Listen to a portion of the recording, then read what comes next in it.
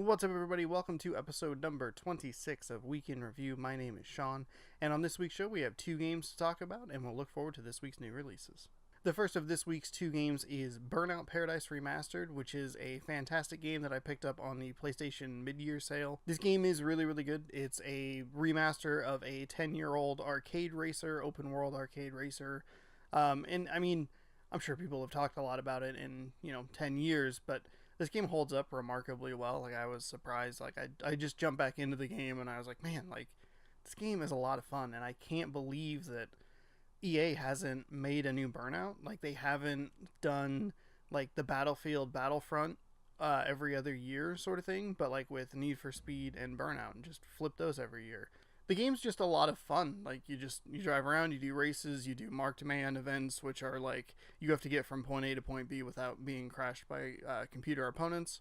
You can play online. It has all the DLC that was released for it, all in this one package, and it's like a super great reminder of like why Burnout is so much fun and why people really like that game. Is that 10 years later it still holds up remarkably well. Like, I can't get past that point. And not even in like the, man, this plays just like I remember it, but like it's just a freaking great game, and I really enjoyed my time with it. I spent an hour with it and I got like 18 trophies. And now it's time for Silly Criticisms with Sean, the part of the show where Sean comes out and has a silly criticism about a game that is very specific to him and may not apply to anyone else, but he finds it very interesting, and now he's going to tell you all about it.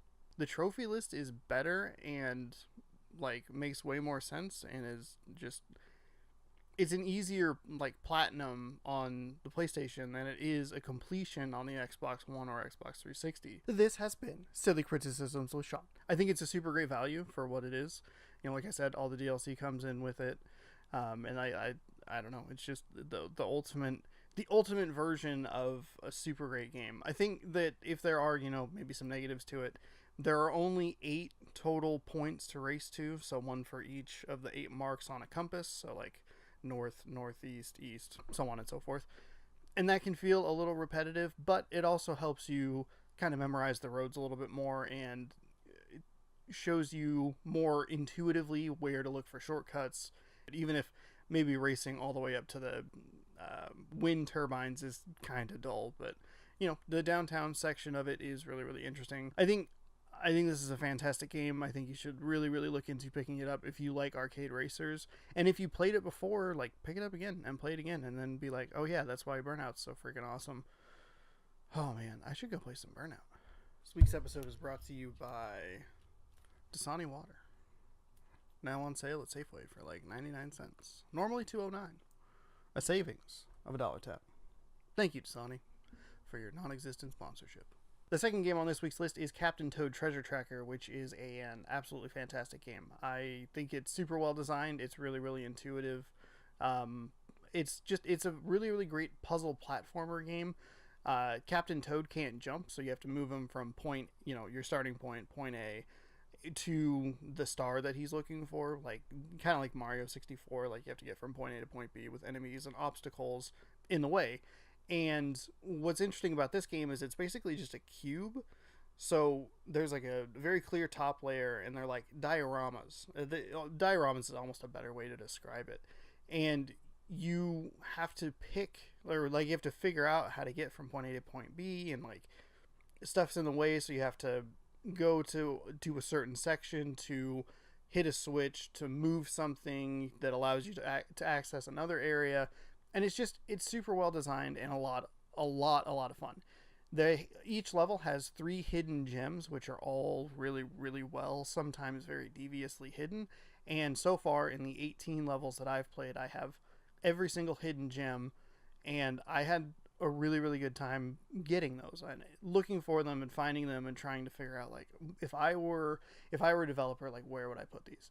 The game also has what it calls a hide and seek mode, where you look for a little pixel toad, and it's very cleverly hidden in the world, and you have to use the Joy-Con if you're playing how I was playing, which is in TV mode. You have to take the Joy-Con, and there's a little circle on the screen, and it'll float around, and then you hit the RZ button, and then you find Pixel Toad, and that's like a whole other separate challenge.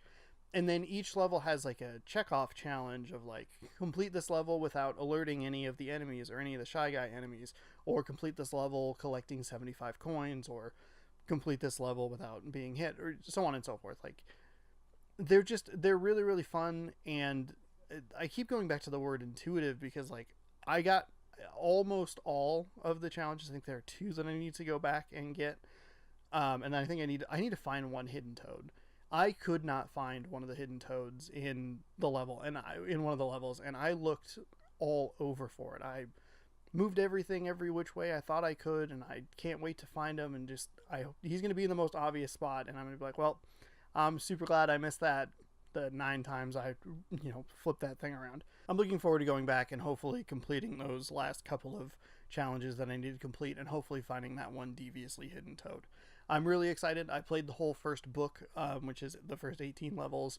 There's a second book that's unlocked that I'm looking forward to diving into. The first book took me about 5 hours, and I was like, man, what a great experience, because it actually rolls credits at the end. It's like, the end, that's the end of the game, and then you're like, oh, that was like a 5-hour experience, but I really, really enjoyed that 5-hour experience, and I think that's better than a lot of the other stuff I've played this year in just that very limited amount of time. But then it's like, no, just kidding, there's more. And so very excited to jump back in and look forward to playing more of that game. Finally, on this week's show, we'll look forward to this week's new releases. There's one movie on Blu-ray this week. It's Disobedience, which is from the same director as A Fantastic Woman, and a movie that I missed in theaters, so I'll hopefully catch that on Blu-ray. 2 movies out in theaters this week in Equalizer 2 and Mamma Mia, Here We Go Again. And on the game side, it's a bunch of small stuff again, but Guts and Glory is a game that stuck out to me. It's a kind of like a, I don't know, obstacle course sort of challenge game where you have to ride a bike with very sloppy controls and try to get from point A to point B without exploding or getting dismembered or dying or crashing. Thank you so much for watching this week's episode of Week in Review. Be sure to let me know down in the comments below what you're excited for, and while you're there, hit that subscribe button so you're notified when I post new videos. Be sure to check back every single week, each and every Tuesday, that is, for more game and movie coverage.